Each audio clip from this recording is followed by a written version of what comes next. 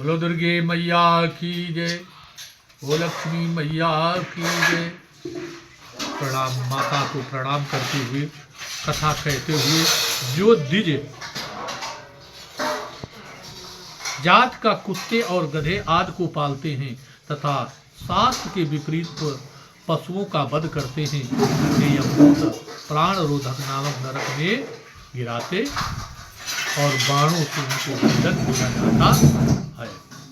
जो दंभी मनुष्य अभिमान पूर्वक यज्ञों का आयोजन कर उनमें पशुओं का हिंसा करता है, पशु बल देता है, उन्हें विषण नामक नरक में गिराया जाता है।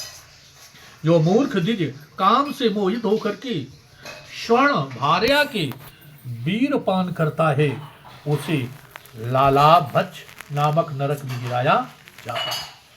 जो चोर अथवा राजपुरुष आग लगाते हैं, विष देते हैं, दुश्मनों को संपत्ति नष्ट करते हैं, गांव तथा धनिकों को लूटते हैं, वे सार में यादन नामक नवर नरक में गिरते हैं। जो दान और धन के आदान प्रदान में साक्षी बन करके सदा झूठ बोलते हैं, वे अभीच नामक भयंकर नरक में गिरते हैं। जो ब्राह्मण अथवा अन्य कोई भी प्रमादवश मद्यपान करता है तथा जो क्षत्रिय और वैश्य सोमपान करता है, उनका पान नामक नरक में पतन होता है। जो द्विज अपने घर पधारे हुए अतिथियों को पापपूर्ण दृष्टि से देखता है, उसे यमराज के सेवक पर्यावर्तन नरक में गिराते हैं। श्री नारायण कहते हैं कि पाप कर्म करने वाले मनुष्य को यातना देने के लिए ये अनेक प्रकार के नरकों का वर्णन किया गया है। इनमें से कुछ ही बताए गए हैं, बहुत से नरकों का वर्णन नहीं किया गया है। पापी मनुष्य अनेक यातनाओं से भरे इन नरकों में जाते हैं और धर्म पारायण लोग सुखप्रद लोकों में जाते हैं। देवी का पूजन तथा आराधन करने वाले सदाचारी पुरुषों को नरक में नहीं जाना पड़ता है। सुपूजित होने पर भगवती जगदम्बा संसार सागर से मनुष्य का उद्धार कर देती है। देवी की उपासना के विविध प्रसंग। भगवती जगदम्बा पूजन प्रत्येक नर नारी को अवश्य करना चाहिए। उनके पूजन में प्रत्येक तिथि, प्रत्येक वार, प्रत्येक नक्षत्र, प्रत्येक योग और प्रत्येक करण प्रशस्त है, अर्थात किसी भी क्षण उनका ध्यान पूजन किया जा सकता है। तृतीया तिथि भगवती को विशेष प्रिय होने से प्रत्येक माह में उस तिथि को प्रशस्त नैवेद्य से उनकी धुएं के वृक्ष में भावना करके पूजा करनी चाहिए।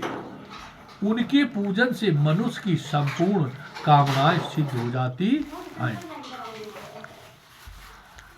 इसके पूजन से वो पाप रहित निर्मल बुद्धि प्राप्त कर लेता है तथा उसे नरक संबंधी किंचित मात्र भी भय नहीं होता है।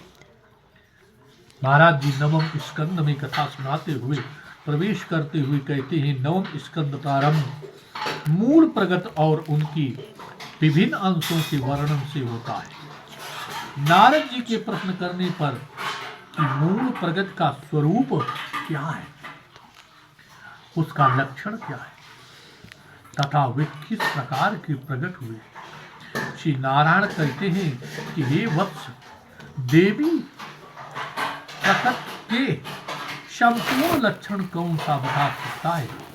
फिर भी धर्मराज के मुख से भी जो मैंने सुना है उसे एक किंचित रूप से बताता हूँ। महामाया से युक्त परमेश्वर सृष्टि के निमित्त अर्ध नारीश्वर बन गए, जिनका दक्षिणार्ध भाग पुरुष और वामार्ध भाग प्रकट कहा जाता है। जैसे अग्नि में दाह का शक्ति अभिन्न रूप से स्थित है वैसे ही परमात्मा और प्रगट रूप का सत्य भी अभिन्न है। इसलिए योगी जन स्त्री और पुरुष का भेद नहीं करते और सभी कुछ ब्रह्म है।